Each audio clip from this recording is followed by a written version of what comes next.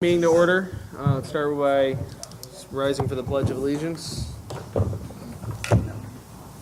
I pledge allegiance to the flag of the United States of America and to the republic for which it stands, one nation, under God, indivisible, with liberty and justice for all.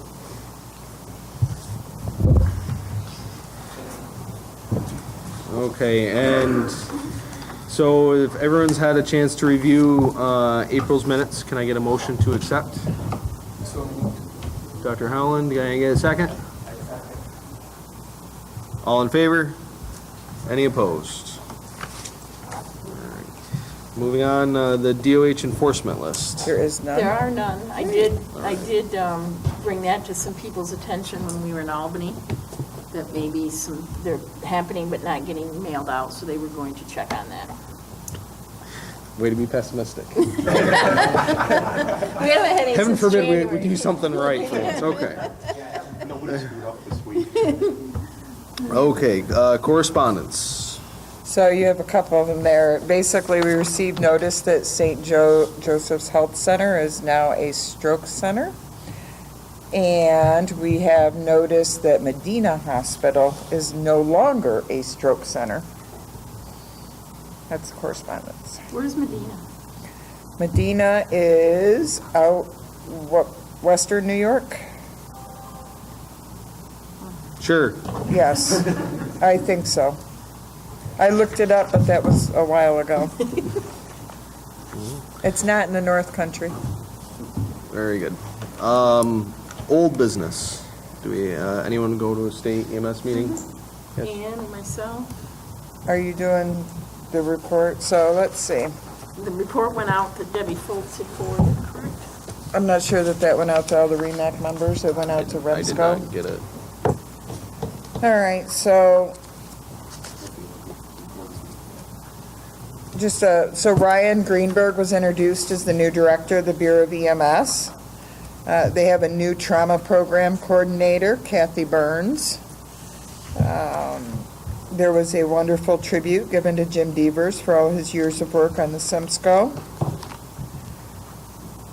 So they actually, and we'll discuss this further later, or maybe not, they actually approved the changes that were made to the collaborative protocols for the AEMT level. We discussed them, I believe, in February, but there's some question as to the process with the new collaborative group. So there'll be more to follow on that, not this time, but next time. They're continue to work on the BLS protocol update. They'd like to present them for approval at September with an implementation start date of January. They're looking at, they did a pilot on computerized testing for EMT cards.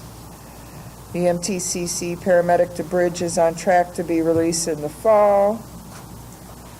The new the new format for CME recertification should be released within the next 2 months.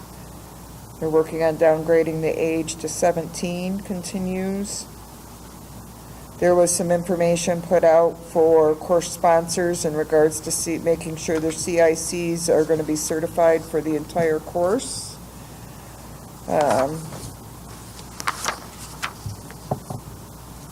I think that's probably it for REMAC.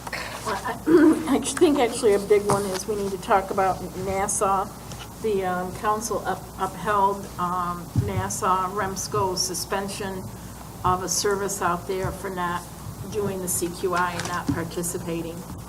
And they've been pretty defiant on giving information. They were sent a certified letter, so the way they said they didn't get it was they refused to sign for it. So then their lawyer contacted the state and said, well, we never got the letter. Well, they wouldn't sign. They attempted 3 times and they wouldn't sign for it. So, NASA just said we need information, we need data from them, and they're unwilling to participate. So they've had their ALS privileges suspended in Nassau County and service down there. So.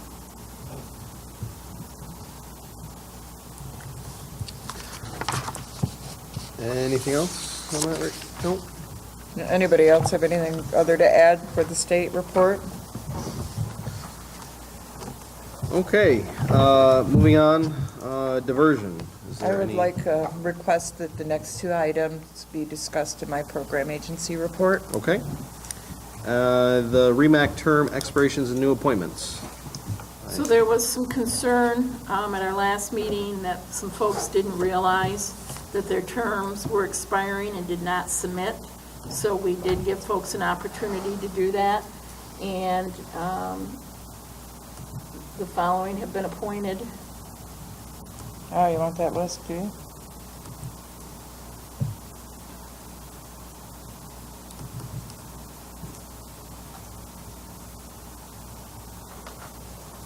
So in Jefferson County, Roberta Simpson was put on. We did not have a BLS person there.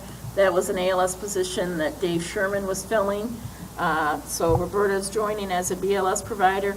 Paul Barter's here. He is doing the, filling the term that Janine Gomelia had through JCC's paramedic program.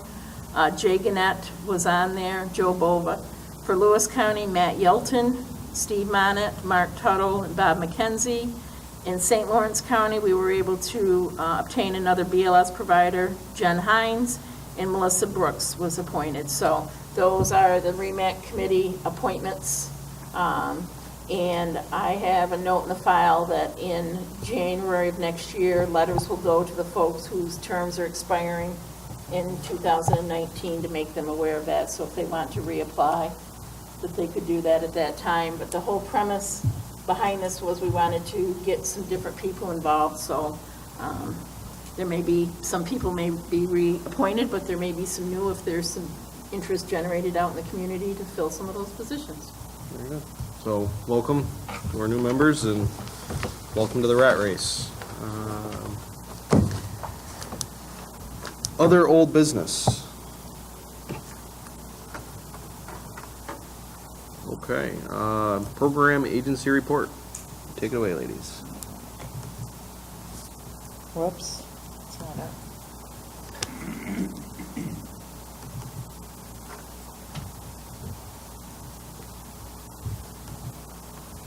Okay. So before I get started, I'd like to do a quick introduction. So I'd like to introduce Major Rund. I've been trying to work my magic to get him to join the REMAC. And then he says he's leaving, so he did come join us, and he has who's coming in? I have a new grad from emergency medicine coming in. His name's Andy Cartier. He'll be here in August. And he's prior flight surgeon, so he understands the duties that he's falling into. So he has a passion for all things pre-hospital. So he'll be working and taking over as medical director for our medevac unit. With that, we also have a DODI, which is the same as the Code of Federal Regulation for the Army. That basically sets in law the process for search and rescue, mercy, and a few other services that we can provide if they're state requested. So since our medevac helicopters have FLIR, they have hoist, they have things that LifeNet can't offer. I'm meeting with LifeNet next week. So I get some training, but primarily we are there as a national level asset and to supplement services that can't be provided in New York if the state can provide them at a level. And so tonight, I won't do it in tonight's meeting, I have a flight that I have to, but just for your situational awareness, there's a process, and it has to be officially vetted, and the command in general at Fort Drum has to validate it, but we can launch and support ground unit services if non-government agencies request it. And so we will start to be able to bring capability to the country as well. But we will not be taking business away from LifeNet or methods or any other service that's in the country. They would move in. It's purely as an alternate backup when all else fails. So in that process, embedded has its own staff and procedures. Answer questions on that. Thank you. So they will be doing a presentation at the REMSCO meeting for anybody who, right, Debbie? Correct. and Right, we're gonna for do it- anybody We're who's- gonna do it right off, so if anybody here wants to stay, we're gonna do it right at 7. We're going out of order from the REMSCO meeting. So that we There's can, follow-on questions I can answer on email or phone call. Would the additional services include flying when a patient out when lifelinet's not available, or in a situation where they can't fly due to the weather? I know yours. Yeah, our minimums are a lot lower than Yeah. theirs, so we can fly sometimes when they can't. And that's the intent, is when they're not available, then we can do that. But there has to be justification, it has to be officially requested. We launched on a search and rescue probably a month and a half ago now, and they just kind of booked it as a training flight and just kind of started making calls, and that wasn't the right way to do it. So we've now developed that process, make sure it's officially vetted. But yeah, if there's justification and there's no one else who can do it, then that should give the CG the authority to do it. And Jefferson County Fire EMS has like their official request of meeting for civilian we're basically going to use that same form, pass it up through the process, and we're going to be asked that it be amended to include what's called a mystery report. There's basically some of the basics of the injury. That way, as it gets staffed through the process, the CG can consider some medical necessity. so it won't go through the clearinghouse. It's after the clearinghouse has told us there's nobody available, then we're gonna work with the dispatch and ask them to dispatch contact. will then officially call our DES, which is Department of Emergency Services on post, the government agency, vice versa, and then they will route it through our operations center at the division level, and then they will request it through the CG approval. And there's a whole battle drill, as we call it, of what has to, the criteria have to be met. The CG. What's the time frame, do you think, from when Joe's office calls you until we know whether we're gonna get you or not? So I think the best way to validate that, I can give you a rough track, but I don't think that's the right answer. I think the best one is to set up a scenario and just do it as a tabletop exercise. And then we can go to a rehearsal as well if needed. But I would say from the time that we get the phone call, they can probably staff it within 15 to 30 minutes. So, That's great, so like But- prolonged. yeah, but not a like, Staff. yeah, not a static, not a quick transport. It's going to have a little bit of, layered bureaucracy to make sure that it's a legal mission.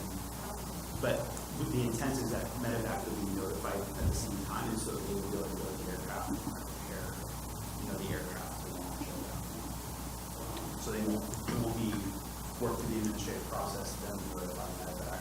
It's gonna be simultaneous? Yeah, DES should be diverting that call if they're not noticed or not, as soon as they get the call, they should be notifying them to get ready because then we'll have to call our second. What kind of personnel would be staffed with? Just flight medics or flight RN? We only fly with flight paramedics. They're all national registry. They've all been given training in critical care. They do not all have critical care certification. 6 of them hold New York State license out of our 24, and 6 of them have FEC certification. And then we're working through the process of what it takes to get them FEC, as well as New York State licensure. We're trying to look at a comprehensive training program as well, but that's not a today's solution, unfortunately. But under the auspice of the DODI, since it's law, they're covered to work in New York State if requested. You don't have to look for licensure in New York State. They'll fly under our protocol. All right, any And other just so questions? we're aware too, this policy is not in place with Jefferson County 911 as of yet. The reason being is because I'm writing it currently. So I'm trying to get it pushed through relatively quick, but obviously it's got to meet county, attorneys, so on and so forth, and meet legislative action. So there's going to be more conversations that we're going to need to have. Well, and Joe raises a good point of, that this community services 3 counties. Is this service going to be available for all 3 counties or just Jefferson? I would say yes. Okay. Okay. It's a Department of Defense instruction, and it covers the entire U.S. Okay. So it's not specific to the North Country because of the resources. It covers Okay. everywhere that we have global medevac operations. Okay. And so if there's a county that needs it, we sent Air Methods and I believe the Sheriff's Department out in Vermont, New York, my operations center. They were supposed to staff it out, get a program, hire this training back and forth, so that if a major accident did happen away from resources, they could actually call us and non-federal. Okay. Yeah, and like everything else, we understand it's a staffing process. But today, if a government agency, regardless of whether they call it or not, if someone calls and says, we need it, even if it's not in place, by law, we have to respond to this. So, and our division has said, I've talked to our operations center, and they've said there will be no MOU. They do not want to do MOUs because the DOEI supersedes everything since it's law. And therefore, we don't need that. They're not going to do that. It's understood as law. And therefore, however you want to tap into that resource and make it available through a systematic process on the civilian side, you can do that. We've facilitated the staffing at the installation level of how much we receive a call. We will determine and process it. But as separate agencies in different counties, you can develop that through an official process. We're not going to get into that. We get a call and it's a legal call and we do it. Okay. Very nice. But it also does open up a lot of collaborative training potential. If that's something that you guys want to do, cold load training, hot load training with your ground maintenance, for instance, or your ER, your last casualty drill. That's Any other questions? All right, well, thank you very much. That's good news. Other, I haven't finished my Agency, program. yeah, so I haven't keep- even started you my haven't even program started. agency report. let's go. So, I haven't even started. So, I'll do a couple other introductions. So as we saw the appointments, so our newly appointed BLS member from St. Lawrence County, Miss Jen Hines, has made it to join us. Welcome, Wouldn't be Jen. on time if she wasn't waiting for me. And welcome, Dr. Heiss. And for anybody who doesn't know, Paul Barter is with us, but I think most of us know Paul Barter. And who else? Do we have Matt? Matt, you're usually here anyway, so. And then just joining us to watch is Dan Brodell, who's my counterpart from Midstate. So. Okay, done with introductions. So, and thank you, Dr. Run, for coming, and I did try to recruit you, and I'm sorry to see that you're leaving, but we're looking forward to having representation from Fort Drum here on the REMAC. I think that that's important. So, okay, so my report. So real quick, our STAC and our TAC report, there's been no meeting since we last met. Under the new business, we are going to talk a little bit about stroke, an EMS committee that I'm on, and a question that we'll have that I need to take some input back. And their next meeting is June 22nd at 10 a.m. And then the RTAC meets at noon at SUNY Upstate. So medical director changes. We have Potsdam Volunteer Rescue Squad, Clarkson University BLSFR, and West Potsdam ALSFR changing to Dr. Coates. And Fort Drum EMS, Dr. Gonzalez, and Lorraine Fire Department to our very own Dr. Maynard.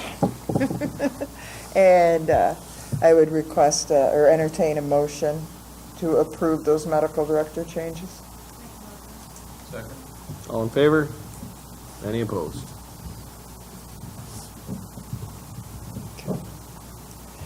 So level of care changes, so BLSFR paperwork's been provided to that list of agencies. ALS upgrade paperwork was provided to JS Coster, which is Port Leyden in Lewis County, and they're interested in upgrading to the AEMT level. I did get the paperwork back from DeGrasse Clare South Russell. It all seems to be in order with the exception in which they didn't know this. I failed to tell them this at the time I gave them the paperwork, is that they needed a second transport agreement with Canton Rescue because they hold the certificate of need for the town of Clare that Russell does not. So I would request a motion to endorse them pending receipt of that transport agreement with Canton for a BLSFR. Second? Second, all in favor? Any opposed? So I will tell you that J.S. Coster's paperwork hit my email today. I glanced at it quickly. There are a couple of items that should have been in there, like their ambulance certificate, and one other thing I didn't have as part of the application. So I leave it up to this group whether they wait until October when we meet again, if they have their paperwork in order, or if you want to do something pending receipt of the completed paperwork. I make a motion to accept the operating and receipt of the And inspection.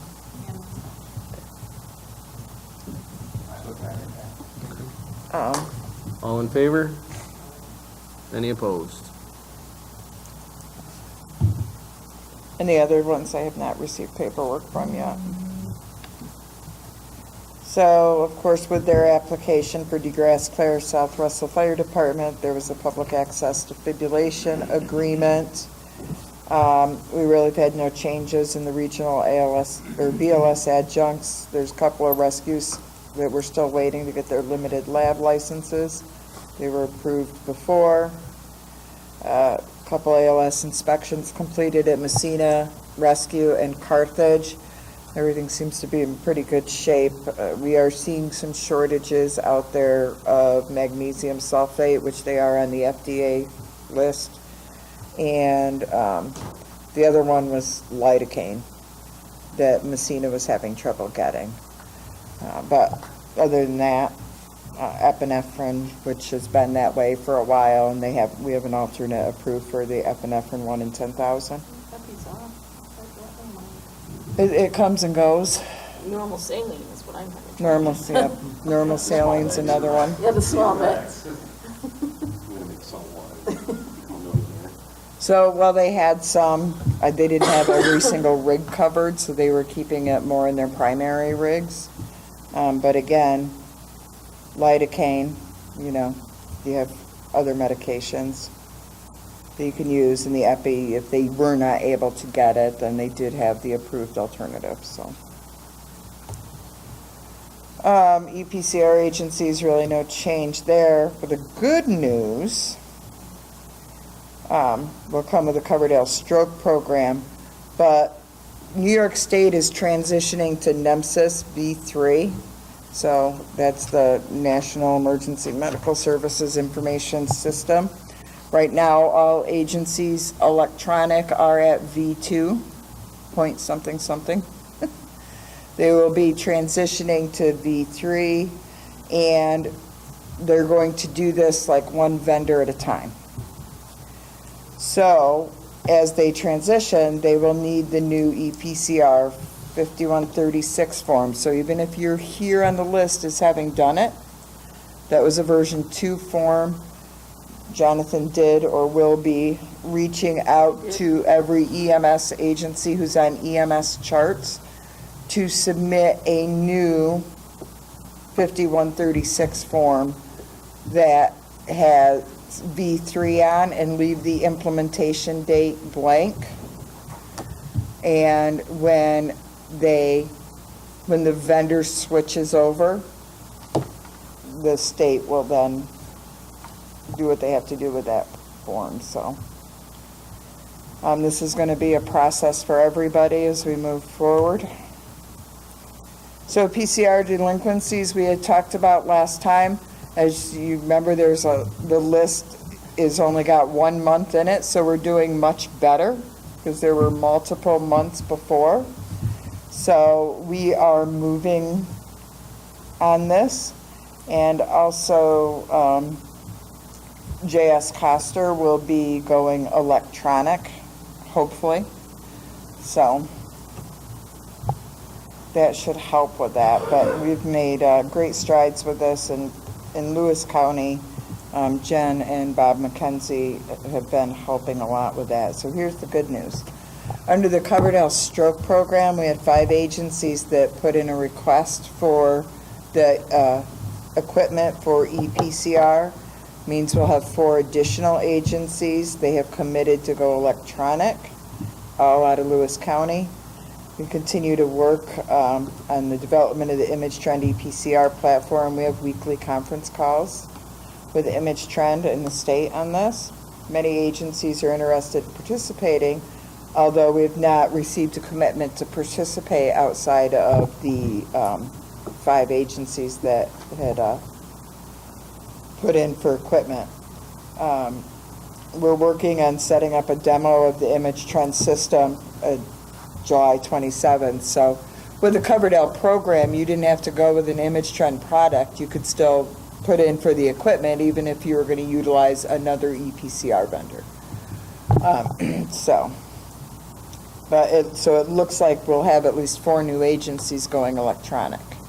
And I believe right now our count is we have 19 transport agencies that are not electronic. So that'll be helpful. So the CME evaluator agencies, the only new one is Messina Rescue. We gave them provisional approval, so we'll need a motion here to approve them. It's a CME evaluator agency. We have a motion, do we have a second? Very second. All in favor? Any opposed? And so we're still waiting on a schedule of Fort Drum and Evans Mills ambulance. We're both going to work together on that, so. Training, we did a managing behavioral emergencies in EMS environments. Dr. Benham from Fort Drum did that. On April 19th, we had 9 folks attend that, and we videotaped it, but we haven't had time to do anything with it. Yeah, we'll be working on seeing what we can do that. Of course, Spring Fling happened since our last meeting, which I had a good turnout. I've done multiple naloxone trainings with the Ogdensburg Police Department, Fire Department, and Theresa Police Department. And I will be doing a syringe epinephrine at Russell Rescue on 6/21 at 6:30. So BLS CMEs, we approved this at our last meeting, and I said that I would come back with a template. I got to tweak a couple more things on it, so I did not send it out for approval, but I'll give you a preview with the expectation to, and I'll have it sent out to everybody so they can review it closer for the October meeting. But the plan would be, which we've already requested EMTs with a regional update to get online in the system. We'll have a letter go to the agencies within the next couple of weeks, because each agency will have to identify a CME manager, right, just like our ALS agencies have. And along with that, once this is approved in October, however we do it, then a letter will go out to the agencies to outline the requirements. In the meantime, I'll be scheduling CME manager training on the online system, just as we did with the ALS training. I'll set them up via GoToMeeting so they can have multiple different options to attend, and they can be done online. EMT skills and we actually, I'm going to take out the didactic hours, so we're just going to do the skills. EMT skills will be due December 31st, 2019. And again, we're hoping to at least get them signed up by the end of this year, and then they'll have the first year to do their first annual requirements. So, the provider credentialing manual, BLS CME sheets, and scenarios were done. The ALS CME sheet was updated, but if we're not going to have them do didactic hours, that doesn't need to be done. And that was the big change. So I have to get out of this for a minute. And so basically, as we discussed last time, Central New York does have their providers, BLS providers do skill requirements, and we kind of wanted to keep it as close as we could to that. So this should look familiar, different logo on it. But basically, Yep. huh? Yeah, let's switch Oh, to- why is it not switched? I shut it down, you would think it would switch. It's down there now? Okay. So basically, they'll have a form which will be different from the ALS form. This does just kind of give an overview of BLS and ALS in here. Again, there will be no didactic hours, but they'll have an annual requirement for their skills. So one of the big things is, as we do now, if ALS doesn't complete, they get an automatic suspension of their ALS privileges. If BLS providers do not complete their skills, then it would be their ability to provide any BLS adjuncts that they are approved for, like Narcan, albuterol, CPAP, or blood glucometry would be suspended. And this just gives some other information. The one thing that we've never outlined, and I added this into the provider manual changes as well, in not so much for the BLS folks, but for ALS folks, is a maximum of 12 hours may be credited to a specific class. I mean, I've had people that do, you know, it's kind of like even with the state CME program, they'll take 50 hours of Homeland Security classes that are not necessarily medical in nature. So that just limits the number of hours for a specific class, as well as for teaching EMS-related training courses. So a maximum of 24 hours may be credited for teaching, so I can only have 24 hours for this advanced class that I'm teaching. Is that what that's saying? Right, but for regional, but you only need 20 for the year, so you ought to be good. No, I'm just, in case somebody else asks, just Yeah. so we can make sure that. Well, I mean, and it would cover your CM, it would cover your skills. So, and even at paramedic at 24 didactic hours. Is that what they have to have? Okay. Yeah, so that would cover.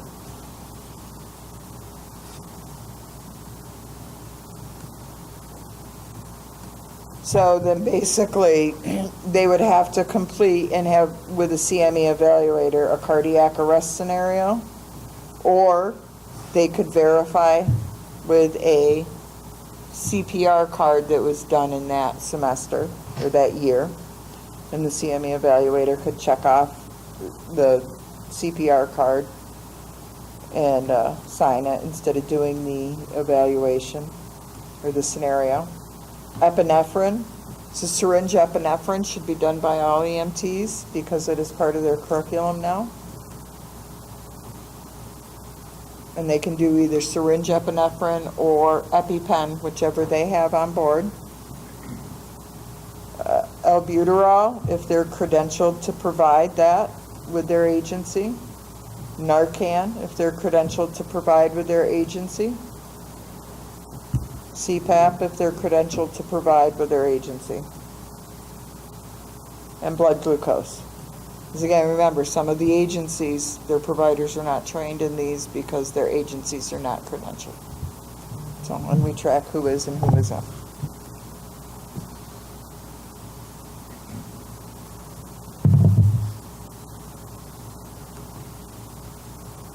And then that will lead to some changes in the REMAC credentialing manual, which I will send out, but that's the basic outline that I promised you from the last meeting.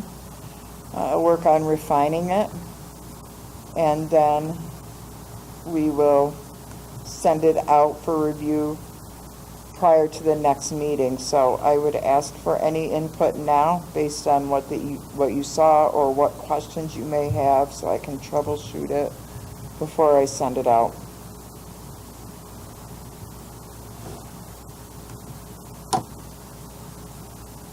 Any questions, comments? Thank you, Ann. Any other program business? Yeah, there's more. Okay. Sorry, I just lost my folder though. This is why we can't have nice things.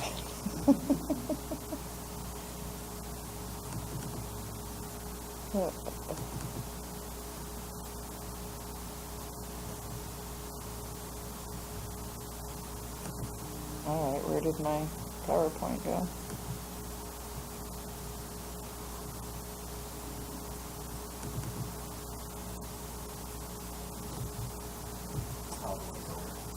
Huh? Third column. Right, third column. Oh, I see what it did. I didn't do that. I didn't do it. Sorry about that. And of course it won't go back to where I was. There's only a couple more. So STEMI program. Training's been completed with Cranberry Lake. We've tried to schedule the training with some of the other agencies that are already set up. We're awaiting Healthy Connections paperwork from Ogdensburg, Harrisville, Lyons Falls, and Messina. DigiCerts from Cape Vincent, Seaway Valley. We got a lot of the hospitals on board. We're still working on a couple. They're listed there at the bottom.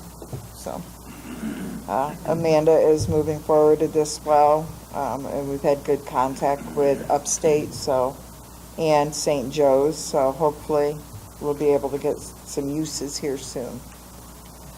So with diversion, as you know, we approved to use the EM resource. We're currently awaiting on the contract from them. Then there'll be a discovery session where we'll work to set up the program. And once we decide what we're going to look at for the program, we'll also reach out to the Syracuse Hospital Council because we'll be able to get their view. And then we'll start, in the meantime, I'll start identifying folks in each hospital who will kind of be the administrators of this or be the person that can put people in and out of the program. Probably will be a nursing supervisor, but that seems to be what but it'll be whatever the hospital deems it to be, whoever the most appropriate person in their facility is. So, again, like I said, we're waiting for that contract to review from them. The first full year is paid for. Already, we were able to secure the funding for that as well as the link to the Syracuse ones. So, and that year doesn't start until the system's built and put into place. So where you can start using it for diversion notifications. So that's what I had for diversion. Any questions on the EM resource? So there's a whole list of meetings that I've been to. I'm not going to go through the list, but just to let you know that we've been busy since April, and that's not even all of them. It's just kind of the main ones, so.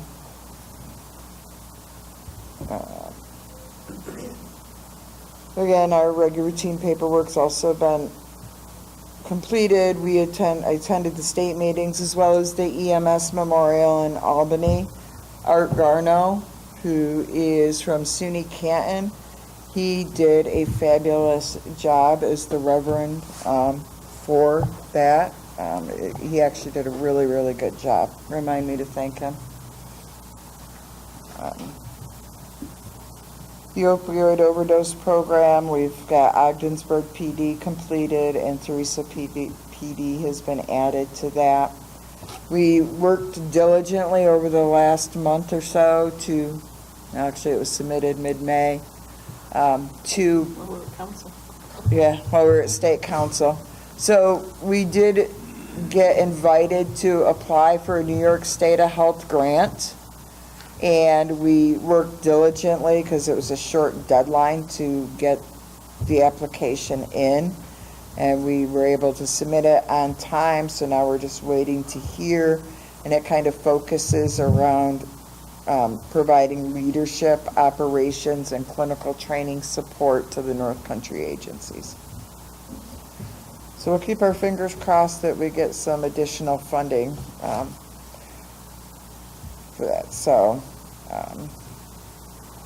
and I sent out a regional reminder that included the BLS providers registering on the CME system, a reminder for ALS providers that CMEs are due the end of this month and that they need to attend a scheduled CME session, and the updated 1701 approved alternate airway policy with the iGel airway added that we approved at the last meeting, and I updated the minimum equipment list as approved at the last meeting. That's all I've done. I'm done. Slacker. Anything else for the program agency? Okay. Thank you, Ann. All right, moving on. New business. The RSTAC EMS committee recommendations. That's me. That's you again. Take your slurp. So, the EMS committee, and I sent this stuff all out to you.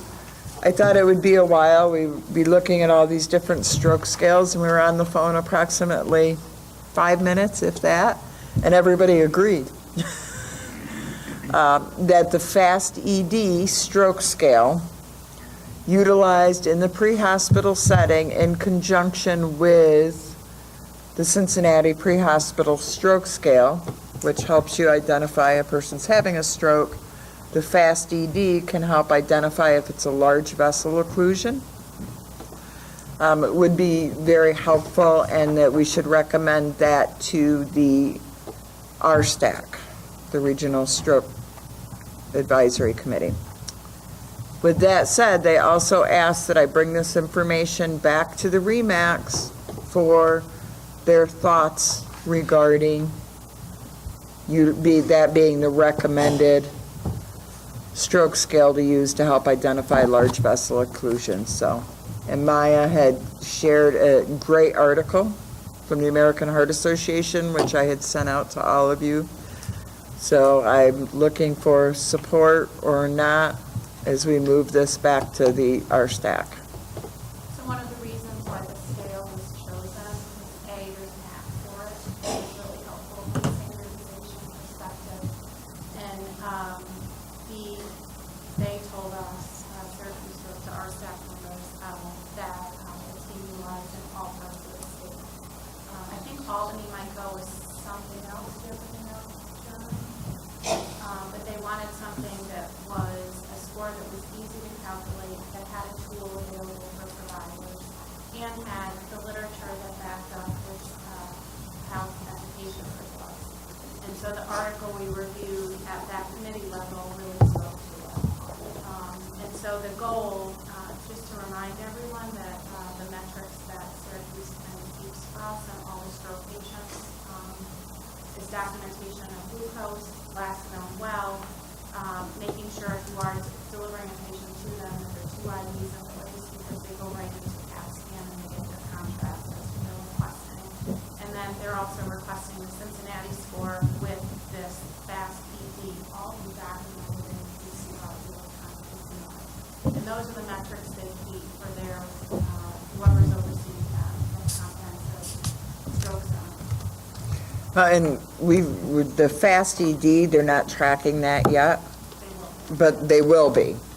The rest of it they are, but they've asked that, wanted to know how each REMAC felt about utilizing that FAST ED score, and that's why I sent out what the app looked like and the other information to everybody on the REMAC. And I think that down the pipe, some of the comments that were made, sorry, I think a lot of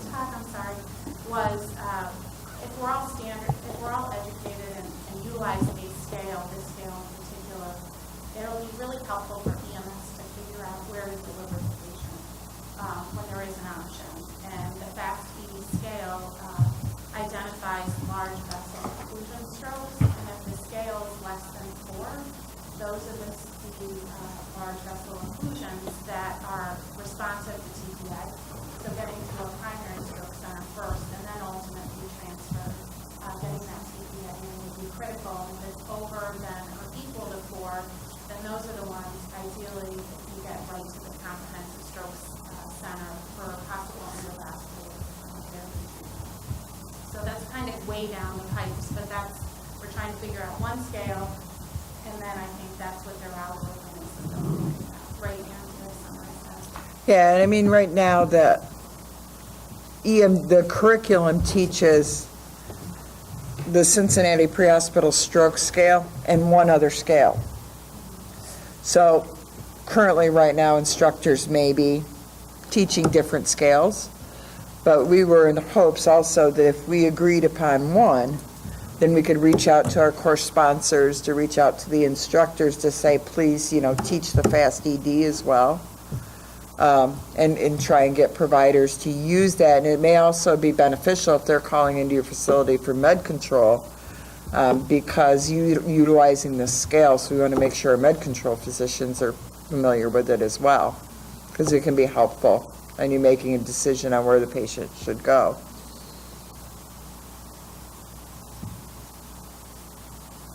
So do we need a motion for endorsement, or Sure, if you'd like. any further discussion? Have we all had a chance to look at the literature on it and see? All right, so I'll entertain a motion for our REMAX endorsement of said stroke scale.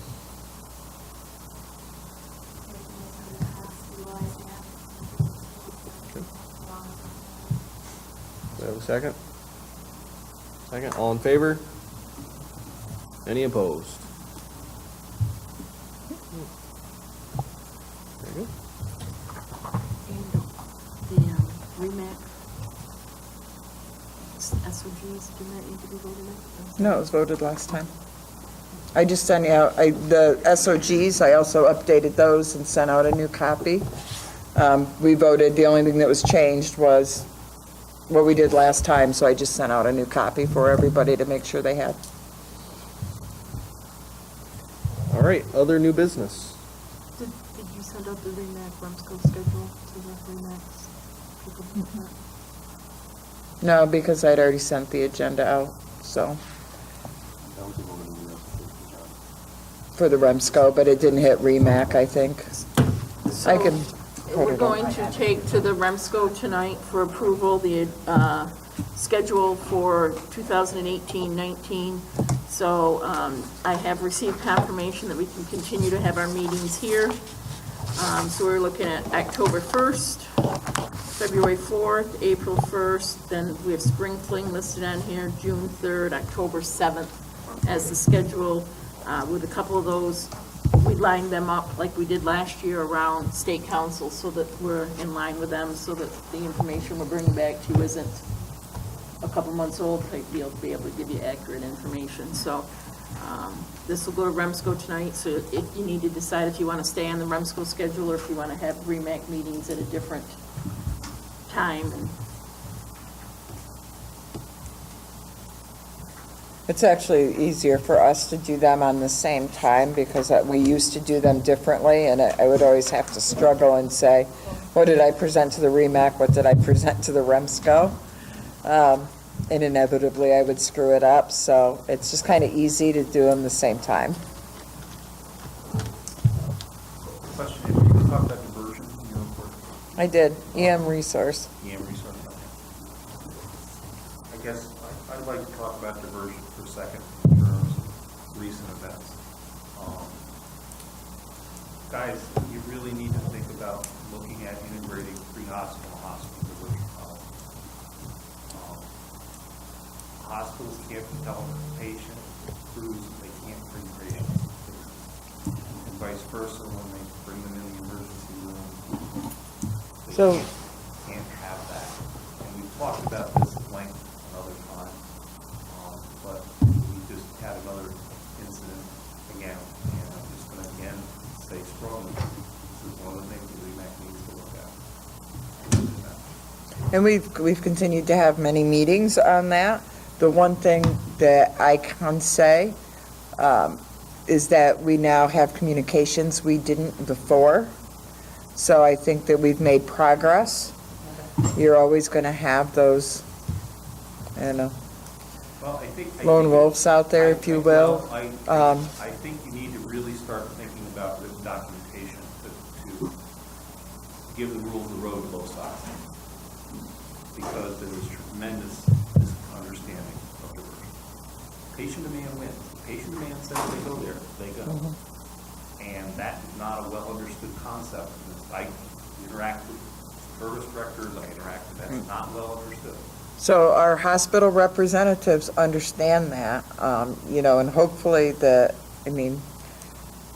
working on educating their staff as we're working on educating our EMS providers. But there's always that one that gets by. How are we educating? Are we sending out memos and explaining this? Well, we have in the past. I think we need to revisit it before we really set poor patient and crew up for failure. And we've gotten devilishly close here, uncomfortably close, in my view. I mean, back even when Charlie Brennan was here, there was information sent out regarding that. It's time to dust that off and re-remind ourselves. Well, I'm just saying that it's been multiple times over the past. But I will say, the one thing is, though, we do have more communications with the facilities than we had before. But I think, again, I will strongly urge you, Dr. Britton, my area administrator, had to deal with something recently. And I think at the end of the day, the request for diversion was extraordinarily appropriate. But how it was communicated perhaps wasn't the best. And I think you have longer distance travel up here out of pre-hospital time for longer when this doesn't get dealt with well. And dramatically, it has great potential to adversely affect patient care. And I think, again, I will encourage this REMAC, as I said probably 6 months ago. Guys need to put together an understanding for both sides. And it needs to be in writing, and it needs to be clarified, so everybody's got a commonality set of rules on how this is going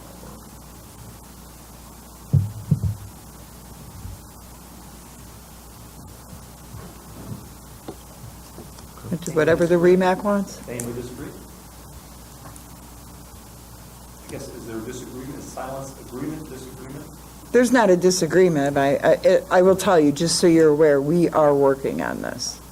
Okay. We've sent different things out in the past. Dr. Britton, mind the meeting, I guess I feel the need to kind of help. Well, we're hoping that this EM resource will help with a lot of that, and that's really where we've been pushing, for. But again, I think we need to think that through. I think, You're not a comment on it? EM is great, but there needs to be a document that we've done in the past, 1 page. Hospital ERs, you can request a diversion, you can't demand it. Ambulance services, patient, you need to explain to them that they're going to the facility that was requested diversion. You go there, you're putting yourself and other patients at risk. You go there, we can take you there, and there should be a checklist that everybody should agree on as to how you're going to inform the patient. And then crew should go on the radio and say, hi, I've talked to the patient, I read the following things. This, the REMAC is endorsed, telling the patient it's not a good idea they do this. And then they should take and say, great, we'll see you in a few minutes. It's that simple. Because Have we ever had forms like that?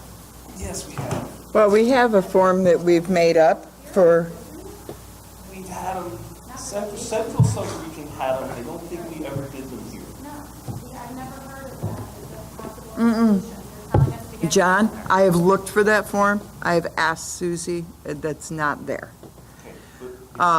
We've already made it up, Debbie had it vetted, we do have a statement that EMS providers can utilize to say, the ER is on diversion and, here's your standard statement, but, I mean, we did, following your discussion, we did attempt to find those. Right, but my point is, I think we can easily here with a memo, very simple memo, out explaining how this system will work. And I think that will be more, because the EM is an electronic solution, yeah. But you gotta be the provider sitting in the back of the ambulance with the patient. Yeah. So, I'm an advocate of that. right, so in our old protocol books, we used to have that card to present to. A physician on scene. on scene. Perhaps we need to produce something similar to that. We have it. in Yeah, we version. still have the physician on scene. But we have we have this that's been set, we just gotta get it out. Yeah, I think that's But- great. But that's gonna help the EMS side, but we need something on the other side. We need something in the ER. They need to have A an, memo being faxed to them, and, you know, John, I think all of us here really know, the people. And John, you're, Night shift who are per diem nurses. I get it, I get it. And all I'm saying is, We're having the board and the memo being faxed at That the was same it. time. or, yeah, it's gotta be both pre-hospital and hospital. And I think it will head off some things here, that this, we've had a couple of near misses, and I don't want to get into that here, but we've had a couple of near misses. And it just doesn't seem to be getting better, guys. And I agree with you, John. and John, you're saying there should be something in writing that we have, so do other regions have something similar? I mean, can you provide us with information of what other people have done in this instance? Well, frankly, there used to be things in writing, and now systems understand how diversion works. There seems to be no longer an issue. As an example, Central Subregion, 10 years, 15 years ago, we did a tremendous amount of writing about this, the forms were put out and so forth. Wherever they went in terms of the history of the REMAC and the archive, can't tell you. But everybody remembers, and yeah, we're there, okay? So it's real easy. I can give me an hour, I can create a form again for you. That's easy, okay? The issue is, in like Central Subregion, everybody knows patient management. Sorry, you're getting patient management. In other places, in this region, that's a foreign concept. And when you have staff telling people that they can't and so forth, it's just inappropriate. And we need to, now, don't get me wrong, I also don't want to use a sledgehammer here, good progress in communication. I think that's what he is trying to say here, is move along, and if we push this too hard one way or the other, we may blow that. I get it. Okay? But I'm saying a check form that equals side. You know what I'm trying to say? Hi, Dr. Grace. I explained to this patient, you don't have orthopod, you don't have this, or inappropriate, we're requesting diversion. I explained the consequences of them doing this, I explained they're going to wait, I explained they're putting themselves and other patients at risk and danger by doing this. They still want to go there. Okay, thanks, John. Can I talk to him for a minute? You may want to talk to him directly. Okay, thank you. We'll see you when you get here, because patient demand wins. That's it. Yeah, and I think it's great to protect everyone involved. It protects them for when there is a poor patient outcome, and if there's no computers available for anything, and it's a stunning, and the patient dies, there's a signed piece of paper saying the patient was allowed to come. It protects the physician, the paramedic who brought the patient. I think it's a great idea. I think it is too, and so I think any resources you can offer us, John, would be helpful, rather than expecting us to reinvent the wheel. I mean, When we talked about this at the diversion meeting, we discussed that we didn't feel we could have the patient sign that. Why not? Because we Well- were saying it was like yes. All you're doing is, it's no different than. Well, it's a notification. It's no different than doing a patient refusal, in terms of, but it's not a patient refusal. It's you document what they're saying, the what's and hows of it, and go from there. I don't know the signage thing on there, but here's where I am talking about. Simple. Hi, I have a patient requesting your facility, you're on diversion. Okay? Your facility said we're requesting diversion, because it's not a demand for diversion, it's a request for diversion. That's how it should be phrased. This is the hospital requesting diversion. Because the only way they can truly disaster is declare an internal disaster.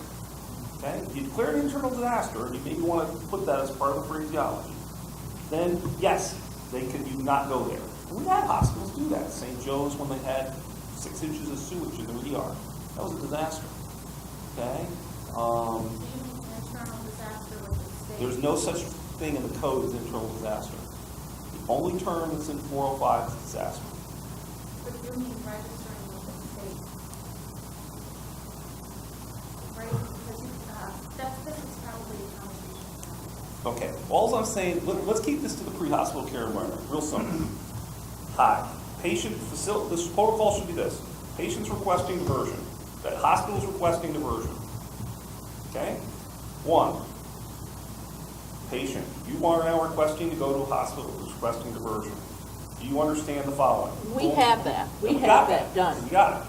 It's been vetted by Right, a and then that lawyer should and go out to everything. the hospital, all the docs and the REMAC medical control physicians, so they say, hi, I read you this, I'm still bringing the patient, here's the patient report, I talked to them about it, I know you're requesting diversion, yada, yada, yada.